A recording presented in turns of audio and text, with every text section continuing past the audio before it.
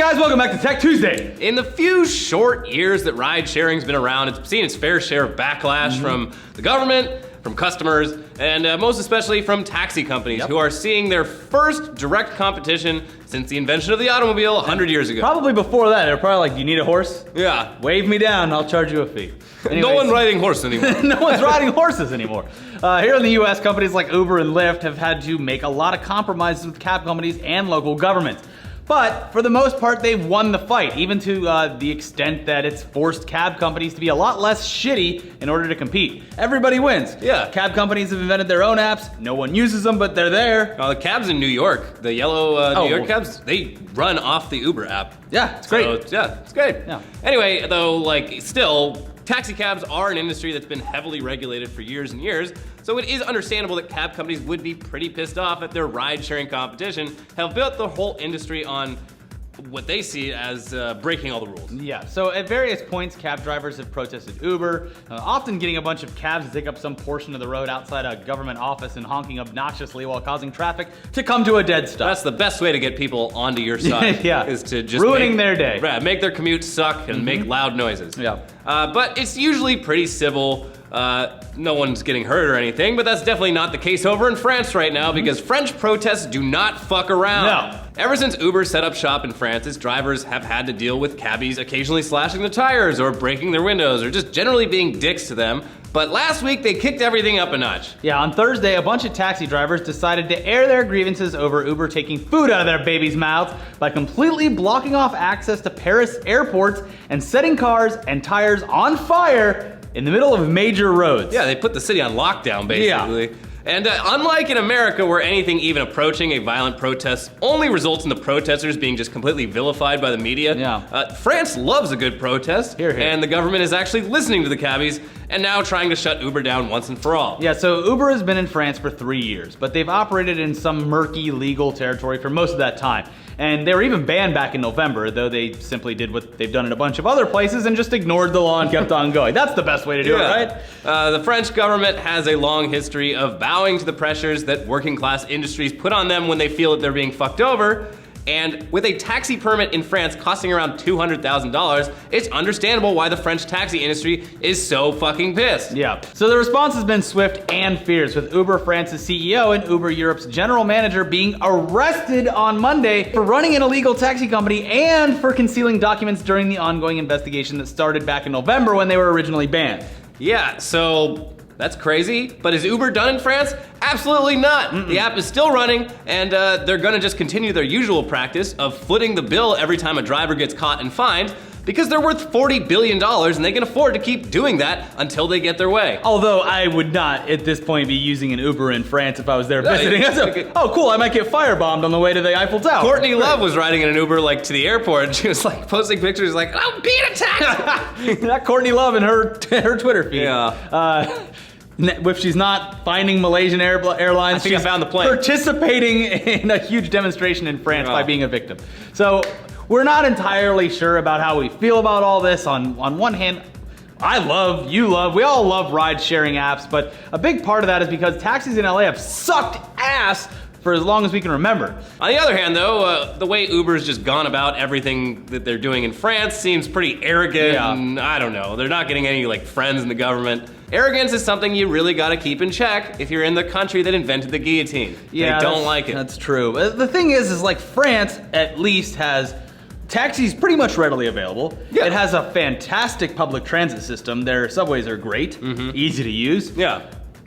I could see why you wouldn't want to take an Uber there. We did just fine. We didn't use any Ubers when we were there. No, anyways, it's 2015. Why are we still even traveling around in cars when fictional 1989 comedy film Back to the Future Part 2 promised us hoverboards? Yeah, where's my hoverboard? Yeah. This seemingly stupid question has somehow managed to motivate several recent attempts at something resembling a hoverboard.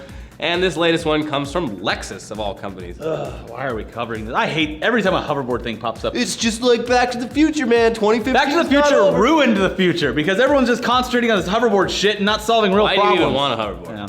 Aside from the fact that, like most other hoverboard prototypes out there, it only works on a magnetic surface and you can't just ride it anywhere. It's it's kind of cool. It's a cool piece of tech. Yeah, it has a lot of complex science behind it, at least. I mean, I don't know jack shit about complex like quantum physics and shit like that, but this Lexus hoverboard uses magnets and superconductors and liquid nitrogen to create something called the Meissner effect, which is like the same thing that makes maglev trains float on the tracks and move super fast. So the phenomenon is nothing new, but that hasn't stopped Lexus's little teaser video from racking up millions of views from people who took Back to the Future way too seriously. I wonder if the Cubs are gonna win the series this year, Elliot. What do you think?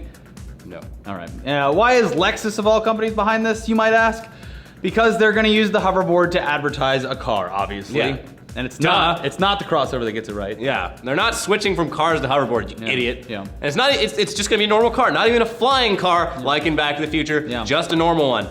But thanks to the magic of quadcopter drones and action cameras, we at least have a miniature version of what it would be like to zip around in a flying car. And it was only a matter of time before drone enthusiasts took things further and created first-person drone racing. Okay, this is cool, I like this. And it's apparently been around for a while, but just came to our attention via this video from ABC News Australia, which shows an indoor drone race in a warehouse. And this feels like real-life pod racing. Better than that pod racing little Anakin Skywalker did last week and got arrested for. Yeah. I mean, BattleBots is back. Sure. Why stop there? I don't know. I want to see first-person drone races on my TV looky box, goddammit. Yeah. And just maybe put some little guns on the drones, have them shoot each other down, and maybe build a racetrack that's like a scale model of the Grand Canyon. Or just do it in the real Grand Canyon. Who cares? Too wide. I want to see drones crash. Okay. Also, like they each have to carry like a very thin glass bottle full of gasoline, so when they crash, they explode. It blows up? Yeah. Perfect. Yeah. Can we make this? Yeah, I got a couple bucks. Yeah. In the meantime, anyways, we can all entertain ourselves by going to tumblr.com/TV, which is not what it sounds like. What it is actually is staring at an endless stream of animated GIFs randomly selected from throughout Tumblr. And there is a lot of goddamn GIFs on Tumblr. Yeah, I had the window open GIFs. for like an hour. It's just, there's a GIF for fucking everything. Yeah. And there is something oddly soothing about it, but that's probably because it allows me to look at my screen and enjoy what I'm seeing while using just no brain cells at all. Just turn it off. Yeah. It's a great way to find new GIFs or GIFs to add to your lexicon, since every GIF or GIF has a link at the bottom, so you can go check it out and save it. And the GIFs or GIFs will be humans' primary form of communication in the near future, so you better stock up now. Yeah. Get some of those rare Pepe GIFs. I love me a good rare Pepe. We saw a great rare Pepe. Oh my god, that was great. Ooh. We'll put it on the screen right now, yeah. Anyway, speaking of the future, commercial private sector space travel may not be as imminent as SpaceX would have us believe, because on Sunday, a SpaceX craft that was supposed to bring supplies to the International Space Station exploded after less than 3 minutes in the air. It's almost like we should have had something to take over when the space shuttle program was ended. The rocket powering the mission was a Falcon 9, intended to be a reusable rocket that can come back to Earth instead of blowing up in the atmosphere, potentially saving millions and millions of dollars in the long run, and lives. Yeah, well, didn't save any lives this time. Yeah. Didn't harm any lives either, but if go. you were a person on there, you'd be dead. Yeah. Anyway, they're still working out the kinks, obviously, and as International Space Station astronaut Scott Kelly said in a tweet while looking down on the explosion, space is hard. Oh, eloquently put. Yeah. Anyways, let's move on, because finally, here's some tech news that is significantly less important than space exploration. Probably more important than hoverboards, though. Yeah. There's a machine that lets coffee shops print custom art on their latte foam. Great. God damn it. Yeah, it's called the Ripple. It costs $1,000. Of course it does. And it's sure to just delight and amaze people for whom coffee is more than simply hot energy bean juice. It's a goddamn lifestyle, buddy. I hate this. Let's move on to one last thing that really, really upsets me, guys. Elliot, why don't you break the news to me? So, Disney is bringing the banhammer down, saying you can't bring selfie sticks into their parks anymore. I'm sorry, Ricky. I don't understand this, Elliot, because, okay, selfie stick in the park, fine. Selfie stick while you're riding Space Mountain, potential impalement. I understand on the rides, 100%. Well, I mean, you But how am I gonna get a picture? You understand, I understand. Anyways, I'm really upset about that. We had to cut a lot out of this. It got really racist, but you'll never know. Yeah, that's I don't know how it got racist, but it got racist. It did it real quick. Anyways, we'll see you guys next time. Watch our interview with Mike Shinoda. It was good. Yeah, bye. Bye.